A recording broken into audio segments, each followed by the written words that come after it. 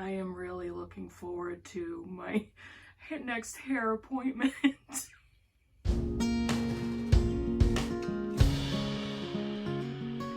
Hi people, it's Kim at K-Backers Books, and it's a sunny day in New Hampshire, so if you happen to hear motorcycle noises in the background, that's why. I think it's a little breezy, partly sunny. I haven't been outside yet, but I'm going to be soon, and I think the temperature is really mild, so I'm gonna definitely take advantage of it. It's Sunday here. Sunday, oh, I'm losing all track of time. Sunday the 3rd? I don't know. Something like that. I don't remember. So today's video is believe it or not, a TBR. I know, it's unheard of on my channel. I don't do these. And it's not a strict TBR, and you'll see. It's a very light one, and I've picked out some books for a read-along that's happening in the month of May that is called Maybe Midrash. And this is hosted by Jason at Old Blues Chapter and Verse, Steve Donahue of Steve Donahue, and Felicia at Little Prairie Library. And I'm going to put all of the links of their channels in the description box. So in case you didn't know, the word midrash is a term for an ancient Jewish custom of rabbis reading and interpreting the Torah, which is the first 5 books of the Bible. Genesis, Exodus, Leviticus, Numbers, and Deuteronomy. And the rabbis would read and interpret the Torah for the listeners, the learners, the people, and they would assist them in applying it by putting it into a narrative so that people could understand. And it's almost an ancient Jewish analysis of the Torah. So, and back then, the rabbis were the only ones who were reading scripture, interpreting it, getting it to the people, and that we've gone from there. In a bookish sense, the word midrash applies to either fiction or nonfiction that explores religion in some way. It asks questions, it looks into the ideas presented in the book or the story, and it presents a setting or a narrative or a research nonfiction book or a memoir having to do with faith or religion. And that's what we're reading for the month of May. Now, it doesn't have to be any Judeo-Christian religion. It could be any religion. And Jason put out an extremely well thought out video regarding what type of books to avoid. And he made a point of talking about the typical Christian fiction. There's a line of books that are labeled as Christian fiction. There's nothing wrong with them. But for the purposes of this read-along, they wouldn't quite fit the parameters.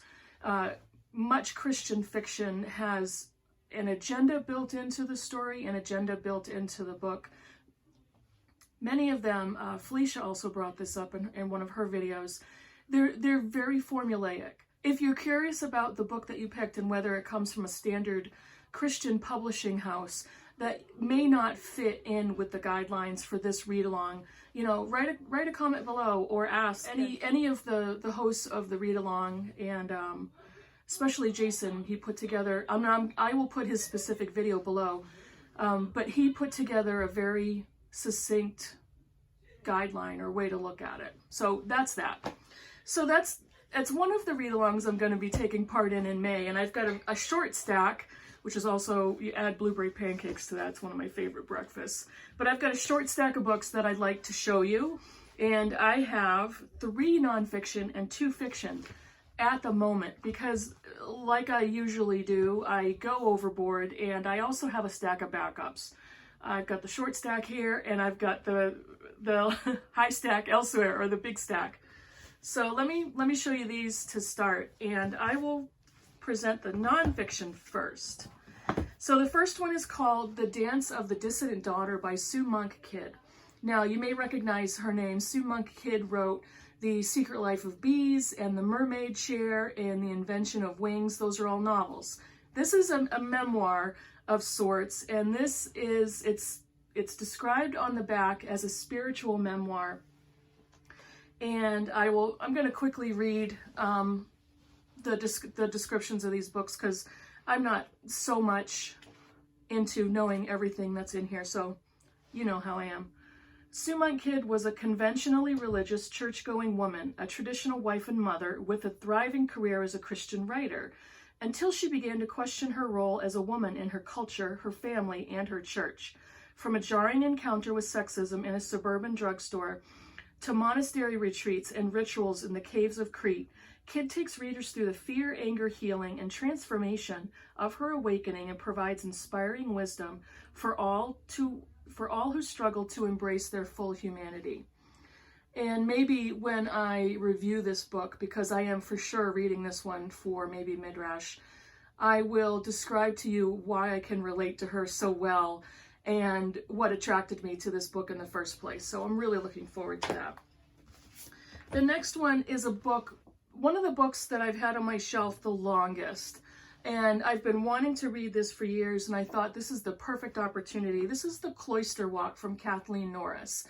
And this was published in 1987. So yeah, it's been around, and like I said, it's been on my shelf for a long time. Let me read you a little bit of this back. And sorry if I'm bending my head because I'm tempted to take my glasses off so I can see it. I'm going to take my glasses off. Why would a married woman with a thoroughly Protestant background and often more doubt than faith be drawn to the ancient practice of monasticism, to a community of celibate men whose days are centered around a rigid schedule of prayer, work, and scripture? This is the question that poet Kathleen Norris asks us as, somewhat to her own surprise, she found herself on 2 extended residencies at St. John's Abbey in Minnesota. Part record of her time among the Benedictines, part meditation on various aspects of monastic life, The Cloister Walk demonstrates from the rare perspective of someone who is both an insider and outsider, how immersion in the cloistered world, its liturgy, its ritual, its sense of community, can impart meaning to everyday events and deepen our secular lives.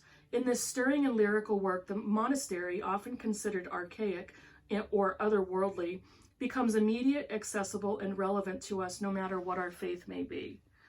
Now, one of the things that fascinates me about this book is published in 1987. This is long before the internet. So I'm really looking forward to reading her experiences with her faith and the experiences she has with monks and monasteries and spiritual formation.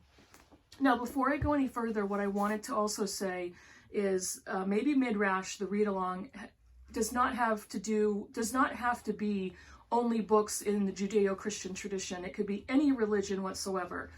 My knowledge and my faith is Judeo-Christian, and I have no knowledge or expertise in any other religion. Although I have read into different faiths, and I would love to read more. For this read-along, I just didn't think I had any place in reading and reviewing any other books, but I will go forward and read some more. There's so many books that I would love to read on Buddhism and Islam and so many others. So you can read books on any religion you want. And the last nonfiction I have for now is called Finally Feminist by John Stackhouse Jr. It's a very little book, slim book, and I would really love to definitely read this one. But like I said, if I happen to not like it or it doesn't fit for me, I'll pick it back up. This is even though it's a slim book, it's more of an academic read, and there's not a lot of description, but I kind of don't think I need to have one. It's Finally Feminist, a pragmatic Christian understanding of gender. This hits home for me because, in church leadership, the role of women has been hotly debated, whether inside or outside of churches, in different Christian denominations, liberal, conservative, fundamentalist, progressive, and if you don't know already on which side I fall on, then this would be it. So I'm gonna try to really fit that one in. The next 2 I have are novels, so these are fiction choices. Now, another thing, the whole guideline is to read 1 novel, work of fiction, and 1 nonfiction. So you don't have to read any more than 2 books, and you don't have to read anything, but if you choose to do the read-along, that's the only suggestion, is 1 work of fiction, 1 work of nonfiction. And here, like I said, I've got a short stack, and I've got a pile, and I've got selections because I'm fickle, and I constantly buck authority and I buck TBRs. So we'll see. This next one is Purple Hibiscus by Chimamanda Ngozi Adichie. She is the writer of Americana and several other novels. Purple Hibiscus. This is Purple Hibiscus. The other one is Half of a Yellow Sun. And I think, I'm looking up at my bookshelf, I think I have the other two.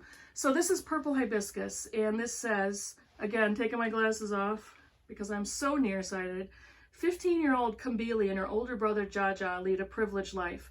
They live in a beautiful house in the city of Enugu, Nigeria, and they attend an exclusive missionary school. But their home life is anything but harmonious. Although their religious father is a respected businessman, at home he has impossible expectations of his children and wife. When Kambili's loving and outspoken aunt persuades her brother that the children should visit her, Kambili and Jaja take their first trip away from home. Once inside their auntie Ifeoma's flat in the smaller city of Nsuka, they discover a whole new world. And when they return home, changed by their newfound freedom, nothing can be the same as before. Tension within the family escalates, and Kambili must find the strength to keep her loved ones together, even after her mother commits a desperate act. So this is, there's all different expressions of faith around the world, and even Christianity and fundamentalist Christian expressions. So this is going to be really interesting to compare what I already know and what I've already read. So, and I've wanted to read that book for a long time. My last fiction pick in this particular short stack is the one I am absolutely reading, and I cannot wait. I have heard so many good things, and coincidentally, this is also on Felicia's stack of TBRs, and it is Mary Doria Russell's The Sparrow. And this is more of a science fiction novel, and it's going to be such an interesting read to compare what she's writing and how the story that she's writing compared to a traditional novel that has to do with Christianity or faith in a real setting, in kind of an our world setting. So the description of this one, sorry about the glasses, it's just easier for me to see. The Sparrow is an astonishing literary debut, and it takes you on a journey to a distant planet and to the center of the human soul. It is the story of a charismatic Jesuit priest and linguist, Emilio Sandoz, who leads a 21st century scientific mission to a newly discovered extraterrestrial culture. Sandoz and his companions are prepared to endure isolation, hardship, and death, but nothing can prepare them for the civilization they encounter, or for the tragic misunderstanding that brings the mission to a catastrophic end. Once considered a living saint, Sandoz returns alone to Earth, physically and spiritually maimed, the mission's sole survivor, only to be accused of heinous crimes and blamed for the mission's failure. I can't wait to read this one because there's a lot of exploration and a lot of commentary about missionary work and short-term and long-term missionary work. There were some pretty substantial coverage of some missionary trips gone wrong in the media. And unfortunately, the media picks up the most sensational events to feed to us, the general reading public. But I am super excited to read this one, and will definitely pick that up. And another fiction that I'm reading now is In This House of Bread by Rumer Godden. And I'm reading it on my Kindle, picture here. It is the story of a 40-ish secretarial supervisor who leaves her job and her life to become a Benedictine nun. And I just started to read it. I'm probably 30, 40 pages into it. And I've had this forever. This fascinates me. And I'm going to continue to read this throughout the month. So with this short stack and with other reading I have and other read-alongs, it's going to be challenging, and we'll see how much that I get read for the maybe mid-rash read-along. Write a comment below to tell me how interested you are in this.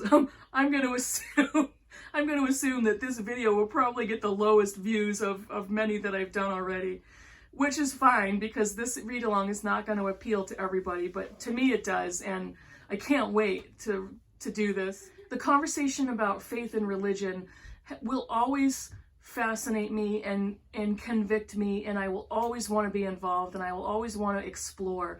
And as Jason has said, and actually Steve and Felicia have all said in their videos, the conversation about faith is not purely one of proselytizing or preaching. It is one of exploration, and it is a safe place to bring doubts and questions.